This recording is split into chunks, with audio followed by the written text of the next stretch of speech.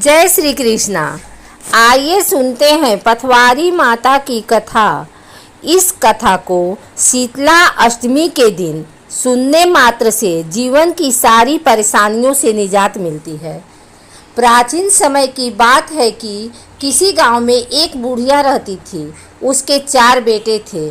बुढ़िया ने 4 ही भैंसें पाल रखी थी।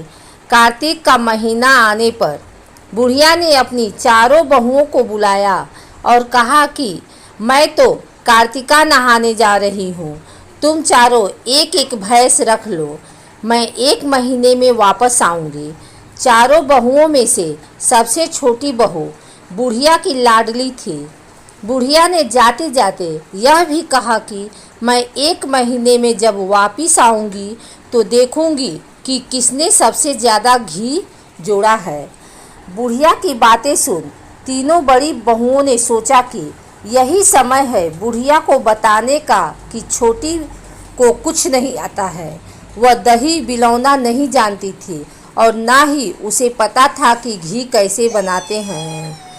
उसकी जेठानियों ने भी जानबूझकर उसे कुछ नहीं बताया ताकि बुढ़िया वापस आने पर उसे डांट फटकार कर सके। तीनों जेठानियाँ घी बनाने में जुट गई, लेकिन छोटी बहू को कुछ नहीं आता था तो वह सारे दूध दही को पीपल की पथवारी में गिरा देती।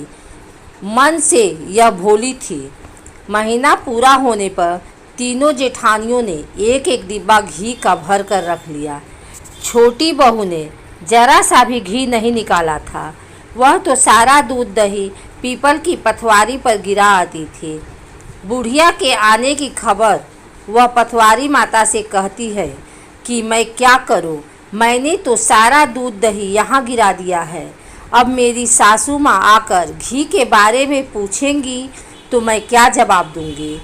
पथवारी माता कहती हैं कि तुम ये 4 कंकड़ ले जाओ और 4 अलग अलग डिब्बों में रख देना, इससे चारों डिब्बे घी से भर जाएंगे। उसने ऐसा ही किया और उसके पास 4 डिब्बे घी हो गया। अब सासू माँ घर आई और आते ही उसने चारों बहुओं को कहा कि लाओ अपना अपना घी दिखाओ कि किसने कितना घी जोड़ा है। तीनों जेठानियाँ अपना घी का डब्बा ले आई और मन ही मन खुश होने लगी कि अब छोटी बहू को सास से डांट पड़ेगी। छोटी बहू आई तो साथ में 4 डिब्बे घी भी ले आई। वह सब ये देख के हैरान हुई कि इसे तो दही बिलौना भी नहीं आता था तो यह घी कहाँ से आया। वह कहने लगी कि ज़रूर इसके पति ने यह घी खरीदा है।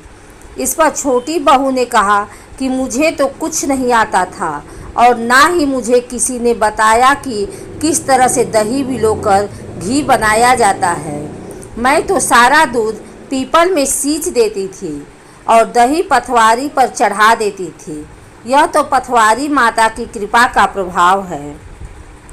छोटी बहू की सारी बातें सुनकर सारी बहुओं ने कहा कि अगर पथवारी माता को सींचने से इतना अधिक पुण्य मिलता है तब हम भी अगले साल उसे सींचेंगे और कार्तिक नहाएंगे।